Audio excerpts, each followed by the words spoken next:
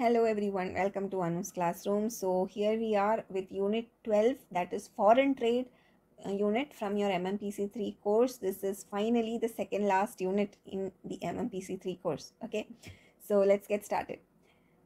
Talking about the foreign trade, why should we talk about foreign trade? First of all, we are all living in a global marketplace, correct?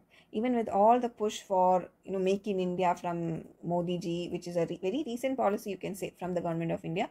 Most of the things that we use, have you checked where it is made? Made in China, correct? Some may be from Japan or Italy. Few of them are actually from India. Nowadays we can see a little bit more because of this make in India push, but in short we can say that we are all connected through international trade, correct? So which has shown a very immense growth also in the past few decades. So that is why we all have to study about foreign trade. So in this session, let us try to understand the concept of this international trade and the need for this international trade, foreign trade, the advantages and disadvantages of foreign trade, the types of trade barriers and the incentives that have been taken to remove these barriers, and some of the recent trends in India's foreign trade. Okay, so the history of foreign trade, you can say, from barter to mobile commerce, how it has been. Let us take a quick recap. Okay, so in the ancient times, trade, definitely we all know, began as barter system in which people exchanged one object for another. Prehistoric humans may have traded on animal skins or services for food, and over time coins and currencies began to emerge. Some primitive societies even have used shells or pearls as currencies, right? The development of metal coins, which is estimated to be have taken place between the 700 and 500 BCE, standardized this concept of value and greatly simplified our trade. Coins could now be counted without being weighed, making the transactions much easier. And when gold and silver coins began to be manufactured around this 500 BC, trade between one country and another country also became highly possible. Why? Because these precious metals had a standard value. This allowed countries with a surplus of certain goods to sell to other nations that needed them. So although this fundamental of trade have not changed much since the prehistoric times, over the last century, the ways we carry out these transactions have been entirely transformed, right? At one point, all businesses were small businesses. Traders sold products to local residents or other businesses. Like for example, there would be a general store in a small town in the early years of the 20th century. But as time passed, there we saw a rise of big corporations, and they led to creation of chain stores and department stores. During 1990s, this pendulum began to swing back in favor of small retailers as the rise of e-commerce helped to level this playing field from big retailers, right? The principle of this e-commerce was first established as early as 1960, when this electronic data interchange, that is EDI protocol, was developed, making it possible to transfer data digitally from one computer to another. But security concerns is what prevented for the widespread adoption of this tool until 1994, when Netscape developed the first secure sockets layer, that is SSL encryption, and the first third-party service for processing credit card payments online emerged at around the same time itself. The very sign is what developed the first digital certificates for verifying an online company. Then in the mid 1990s, Amazon, eBay, all these guys changed the face of e-commerce in United States. When this dot-com bubble burst in 2000, enthusiasm around this e-commerce again waned for a while.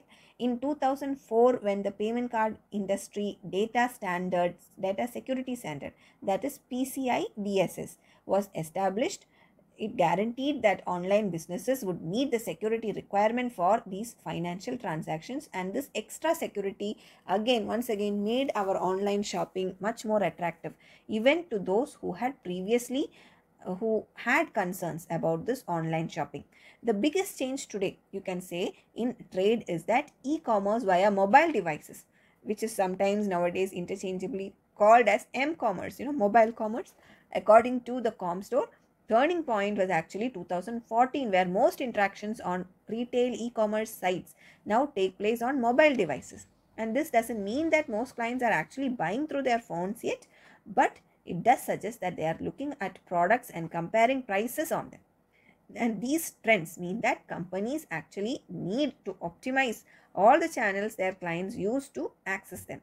As managers who will be managing future businesses, it is necessary that we know about this. We know about the future trends, the present as well as upcoming trends of customers,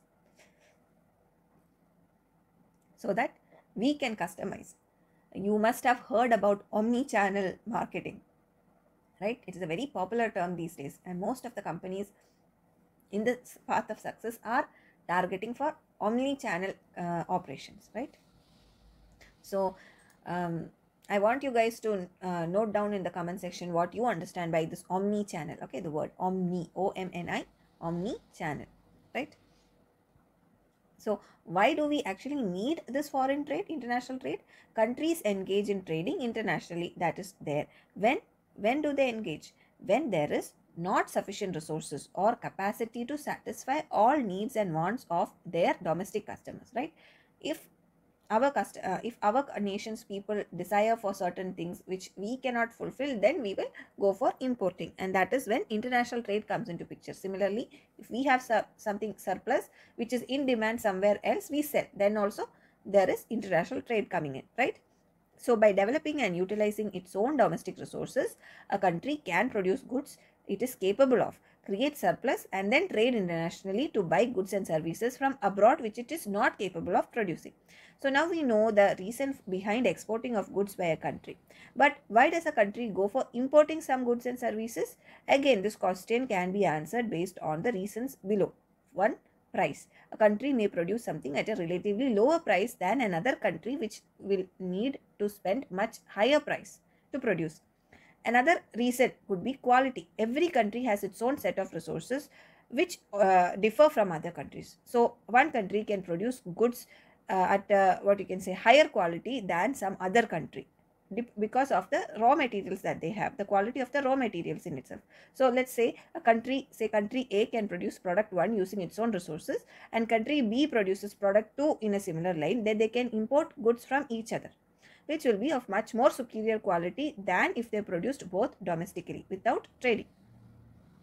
Another important reason why countries go for importing is availability. Nations are not well equipped to produce all goods and services domestically. So what will happen? Trading becomes a source of availability for all goods domestically. Demand also is important here. With increasing population, what happens? Demand for goods and services will also increase. So importing of goods will become necessary if we are not able to domestically produce the amount that is demanded, right? So trading internationally, these are the reasons why we go for trading internationally. And when we go for trading internationally, definitely it will have its own disadvantages as well as advantages. Some of the advantages you can list down are economies of scale. When a country produces goods and services, it produces them in surplus. This surplus is being traded internationally, and since this higher volume of goods are being produced, cost of producing each good will become reduced. So country will attain economies of scale. Comparative advantage is also an advantage here. Trading allows countries to specialize in production of goods and services. It is capable of producing using its large resource base. Also, competition. Selling goods and services internationally boosts both the foreign and domestic markets. Domestic suppliers and consumers are aware of the foreign competition in terms of prices and quality of goods, and suppliers would ensure that the quality and price of their goods, the domestic goods, will meet these international ones in order to meet the global competition, right? Either match or exceed the imported ones, they will try. Now, transfer of technology. International trade enables the transfer of technology among countries, especially from the developed to a developing nation. Foreign companies are also approached by the developing nations to set up local manufacturing units and help in infusion of such technologies in the production of local goods. It creates more job opportunities. How? Increasing the international trading will lead to creation of more job opportunities both in the domestic and foreign countries, and reduce unemployment rates as well. But so these are all the good side of it. However, there are certain disadvantages also associated with international trade, like over dependence, which will adversely affect demand. one of the major cons of trading internationally is that the domestic market is exposed to both favorable and unfavorable events globally. Any unfavorable event in the global front may affect the demand for domestic goods and can even lead to higher risk of unemployment and reduced economies of scale. It is unfair for startups. Why? Because the new startups or the companies, they may not be able to flourish or may not be able to expand both its resources and experience to compete against the bigger foreign firms. National security threats. If a country is highly dependent on imports for strategic industries like food or energy or military equipments, then the exporters may be forced to take up a decision which may be unfavorable to national interests. Burden on natural resources. Every economy, if you think about it, has limited natural resources. But if it decides to welcome the entry of more foreign companies, what will happen? This natural resources will tend to drain faster. So ultimately, this so that is actually the main disadvantage of this mass consumption era also, right? We are depleting our natural resources at a much faster rate. And is all the products that we are producing in this global mass produced rate actually being used? Unfortunately, no. Correct. Most of it is ending up in landfills without being used. They're getting outdated and things like that. So we are depleting whatever the earth has given us. So what will happen tomorrow is the question, right? Not tomorrow, but in the future, for the future generations, right? So we talked about comparative advantage in the advantages of international trade, right? So what is this comparative advantage? And when we talk about comparative advantage, we also have to talk about something called as absolute advantage. So let us look at what is the theory of absolute and comparative advantage now. So international trade is, as we all know, we can all agree, it is a global necessity. No country can be better off without trading internationally. So the theory of absolute advantage, it states that when one country can produce a good with lesser units of a factor of production compared to another country, then this first country which can produce is said to have an absolute advantage in the production of that good. Okay, I'll give you an example, it will help you understand much better. But so this is the theory of absolute advantage. That is, if one country can produce particular good or service with lesser number of units as a factor of production compared to any other country, then that country is said to have absolute advantage in the production of that particular good or service. Coming to the theory of comparative advantage, this comparative advantage theory brings in the concept of opportunity cost to determine the gain from trade. Say a country has comparative advantage in producing a good, it is said to have a comparative advantage in producing a good if the opportunity cost, okay, of producing that particular good in terms of other goods is lower in that country compared to other countries. So this term of opportunity cost actually refers to the amount of one good which has to be forgiven, okay, to produce one extra unit of another good. Okay, so I'll give you an example here. Let us consider two countries, say home country and foreign country. Okay, both are able to produce, say, computers and roses.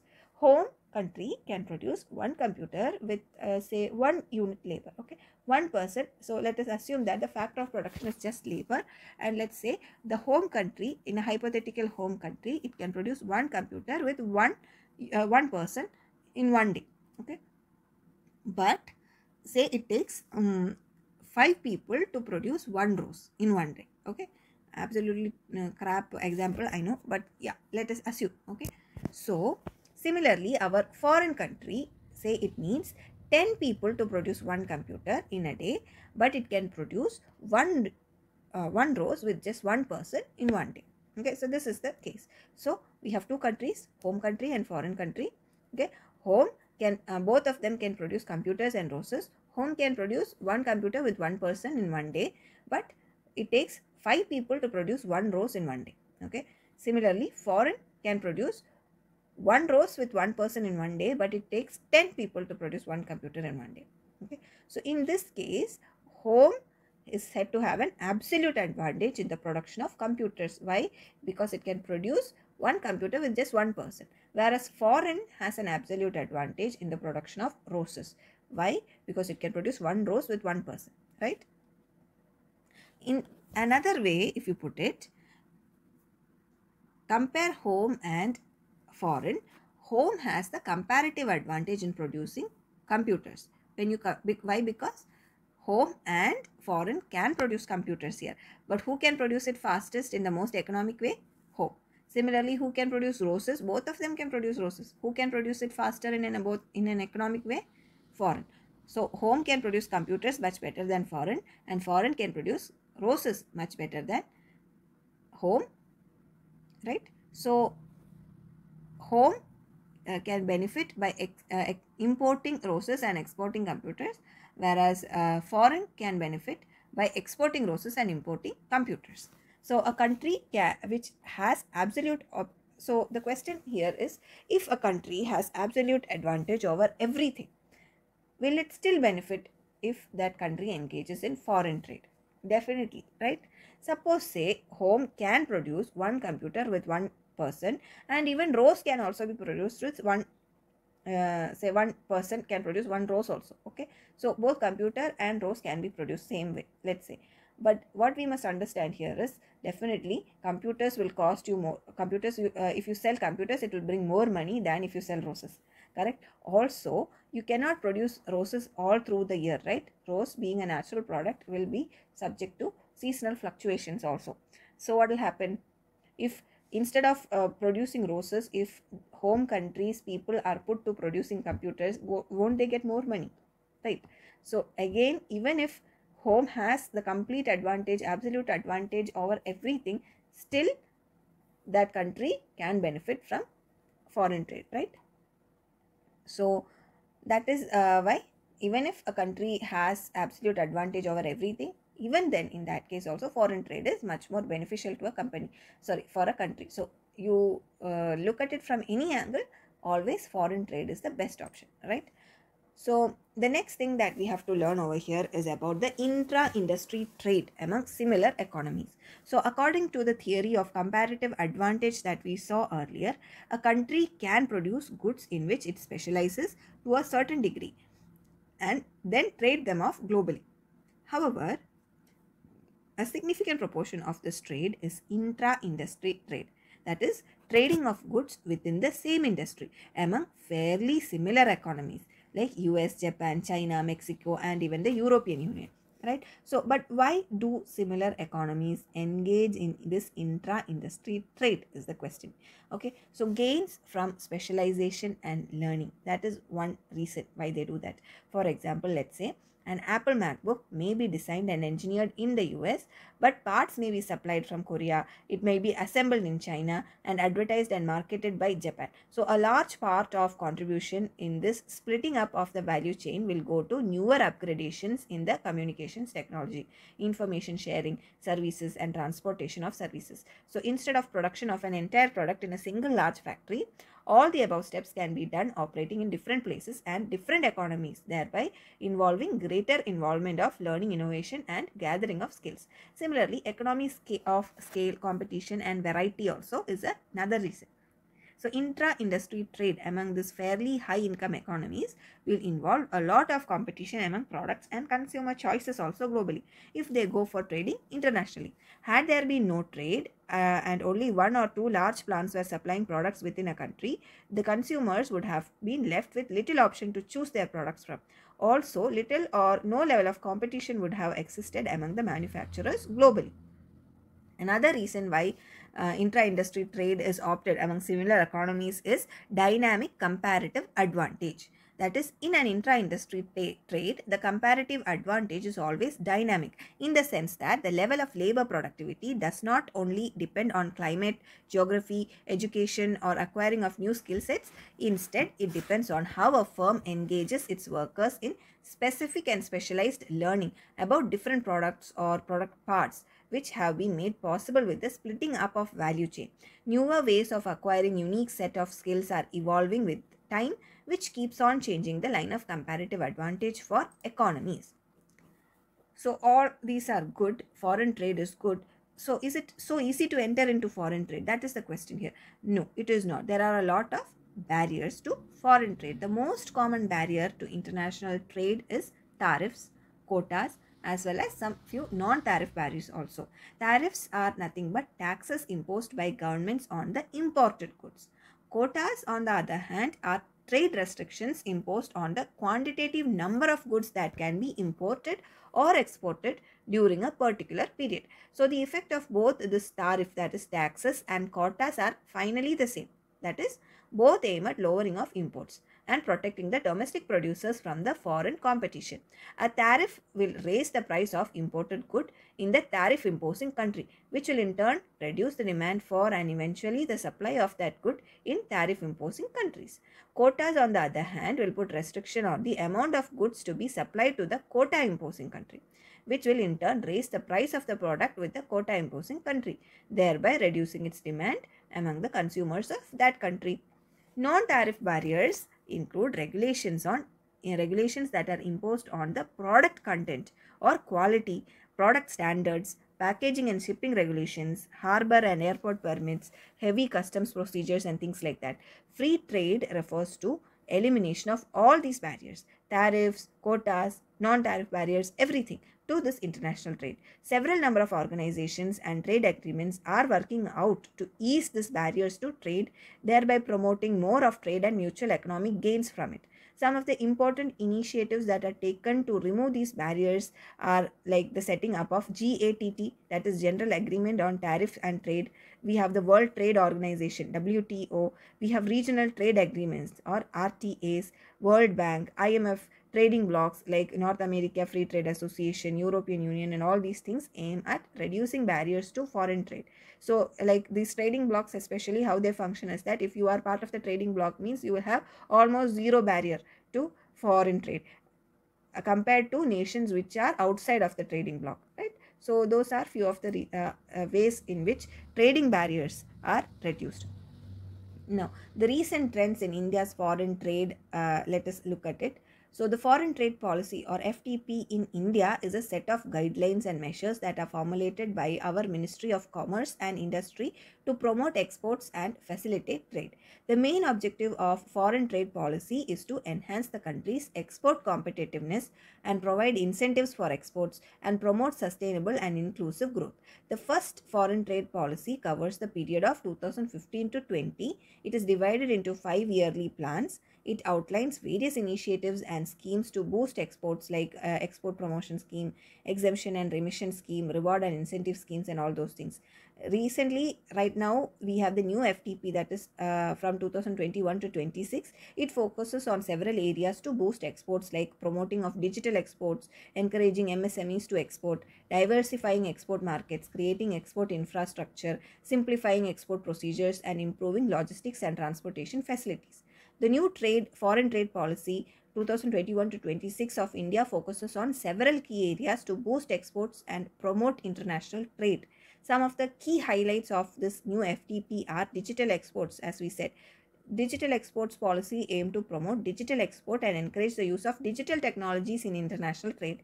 We have MSME exports, that is the policy emphasizes the importance of MSMEs in boosting exports, and it provides several measures to support and incentivize MSMEs to export.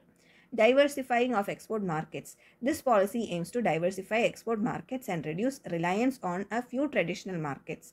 Export infrastructure policy focuses on developing export infrastructure like ports, airports, highways, to facilitate trade. Simplifies export procedures by reducing the time and cost of doing business for exporters. Logistics and transportation area. It enhances the competitiveness of Indian exports. Similarly, merchandise export from India scheme will be replaced with a new scheme which provides a more targeted and focused approach to incentivize exports. Service export from India scheme will continue to incentivize exports of specified services. RODTEP, that is remission of duties and taxes on exported products scheme, will replace this existing MEIS scheme to provide a more World Trade Organization compliant and transparent system of duty remission. This new FTP that we currently have covers all aspects of the international trade, including exports, imports, trade related infrastructure, foreign investments, and intellectual property rights. Now, if you like to learn more about the same, I suggest you guys check out the official website of the Directorate General of Foreign Trade. Okay. So I hope this session and this course are providing useful to you guys in the preparation for your exams. I hope that this session actually gave you an overview of the important things in Unit 12. Until I see you all in the next session, thank you so much. All the very best for your examinations. Take care. Bye-bye.